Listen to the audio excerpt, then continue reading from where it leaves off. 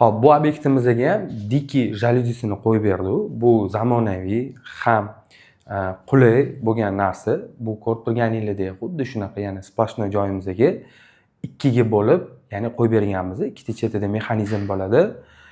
Hozir sizlarga iloji boricha tushuntirib ishlatib berishga harakat qilamiz. Buni afzalliklari juda ham yaxshi. Odamlar buni endi tushunyapti. Endi mana zakazlar juda ham ko'payib ketyapti. Ya'ni o'sha dikiga bo'lgan, ya'ni qiziqishlar yana ko'p joyga borsangiz, zamirlarga faqat shu dikini so'rashyapti.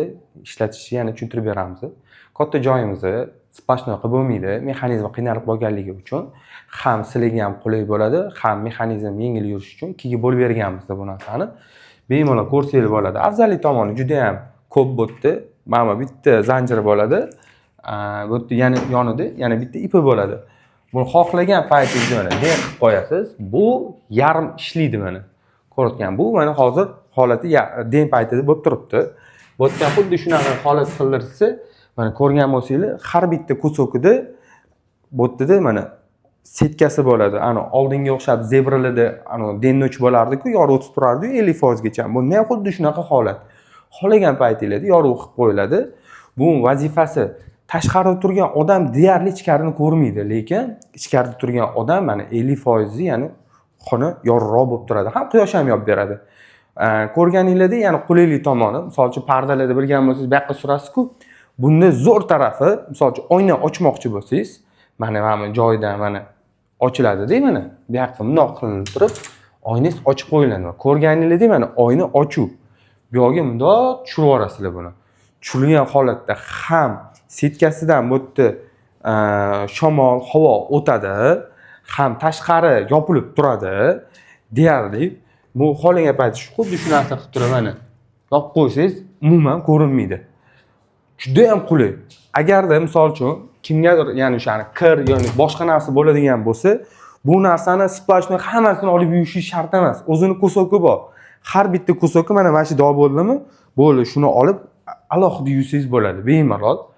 Ko'rganingizdek, zo'r tomoni, xicham tomoni mana splashnoy turibdi, ko'rayotgan bo'lsanglar, parda.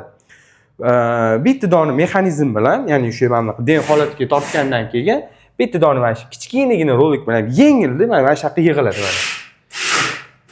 Ko'rayotganingizda mana hech qanaqa narsaga xalaqit qilmaydi. Alohida kichkina, ham chiroyli, kompaktni bo'lib turadi. Ochuv joy bo'ladi. Bu yerda ham xuddi shu narsa mana. Yengil, juda ham yengil mana.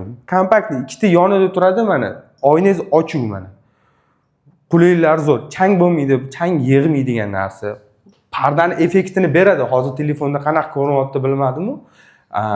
Misol uchun hayotda qo'yganingizda juda ham chiroyli, vidli bo'lib turadi. Keyin yana bitta narsasi bor. Bunda pardada o'zi bilsanglar, skladka juda ham muhim o'rin o'ynaydi. Bu har bittasi razmer bo'yicha ronda bo'ladi. O'shani hisobiga ham skladkalar ham ronda bo'lib chiqadi mana. Shu holatida mana o'sha mana buni yopib qo'ydik. Bu yarmini ishlatamiz mana ko'rasizlar mana. Yo'qida mana noch qoldi. Bu yoqdan xuddi shunaqa qilib, xuddi tortib, ya'ni yopib, kerak paytda